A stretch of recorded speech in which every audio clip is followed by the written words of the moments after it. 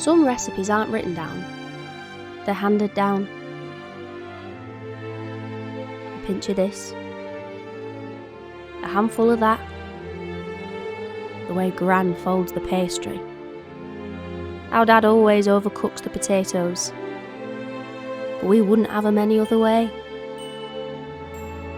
Because Christmas isn't about perfection, it's about the moments in between. The laughter over lumpy gravy, the debates about Brussels sprouts,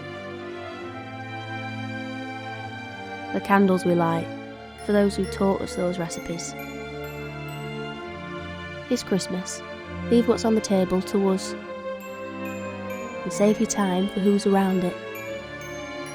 Harpwell and Sons, your recipe for Christmas.